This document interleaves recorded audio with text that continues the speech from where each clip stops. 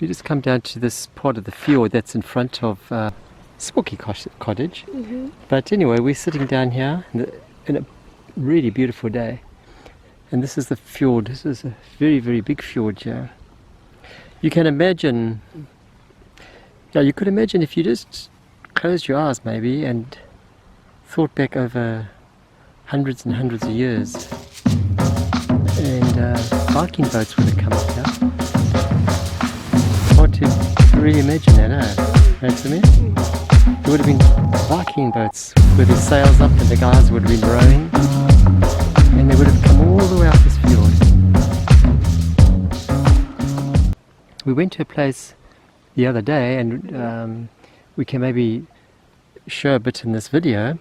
We learned quite a bit about those milling wheels, the stone wheels that they used to grind wheat. I explain it, please. Okay, of course you can. You got like two stones and a handle, and then you put the one stone on top of the other, the one with the handle on top of the other, and then you just twist it around, and then you put wheat in it, then you twist it more, and then you have to put it into porridge and flatbread and stuff like that. Yes, you can. You've got to just make sure that the wheat is ground, and they use these big stone wheels, one on top of the other, to crush and grind this wheat, because they used to eat.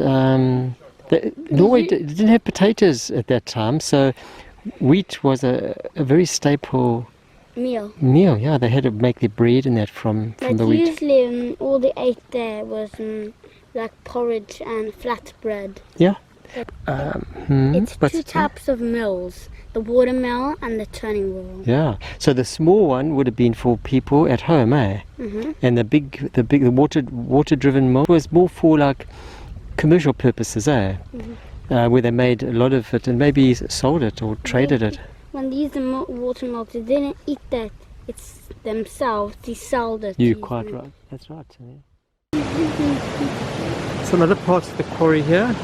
And they made a real big one, but one thing it makes sense.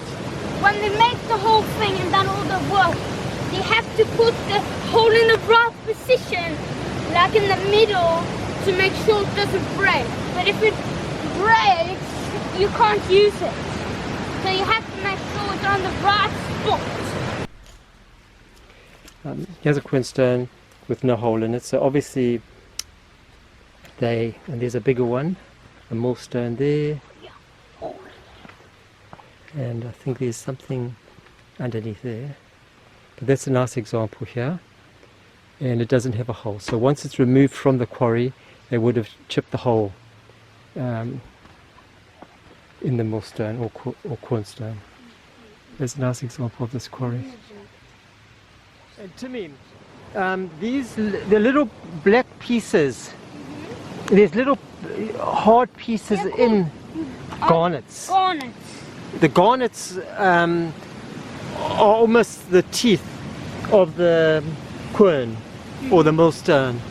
And the garnets are what actually grinds the wheat up. So this is what's so unique about this, is that it's got, the stone has actually got the garnets.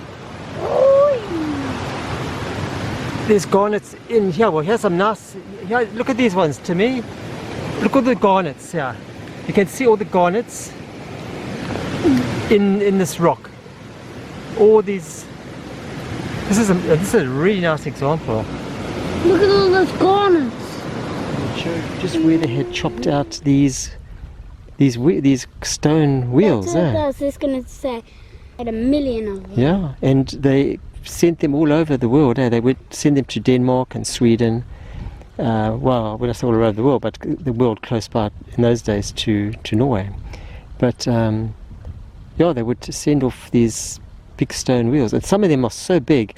You have to take big ships to get them over there. Yeah, it'd be very heavy. Yeah. And you have proof that they used them in the olden days because they found some underwater and buried. You're right. There was one there with all the seashells on it.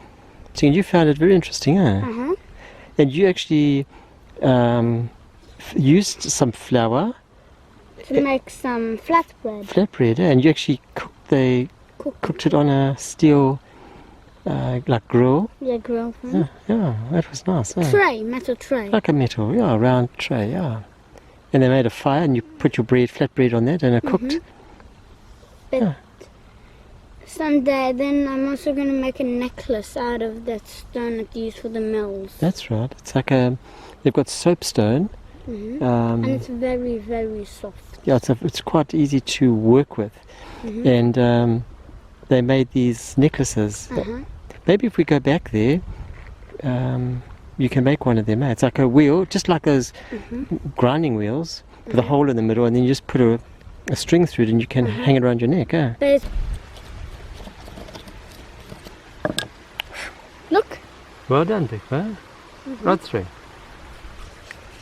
Is it easy to work with, Timmy? Yes. It's making bigger and bigger hole. Yeah. Yeah, just keep working all the way up.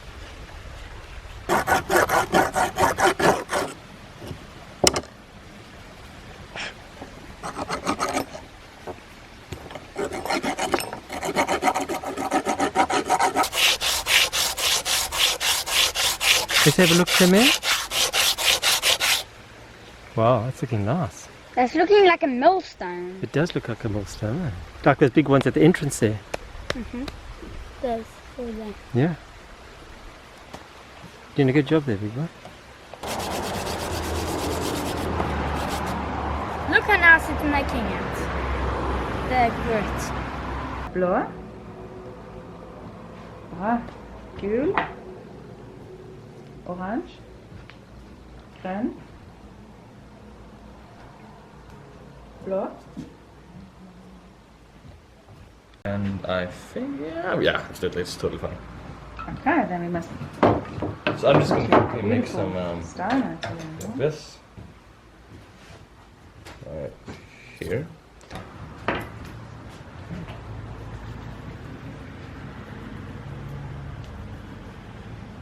Here's your Thank you. your milling stone. Eh? Millstone. You're chuffed. Well done. So you made your own stone and you weaved your own cord. Well done, Deborah. So Timmy, in 1349, this Black Plague, or the Black Death, came across to Norway, and it killed lots of people, and I think millions of people were affected.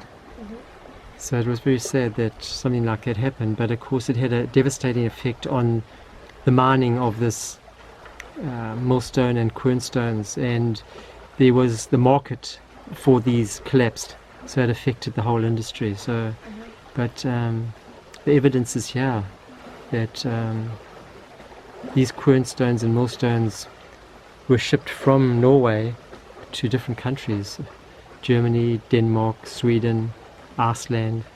So, yeah, it's all interesting, eh?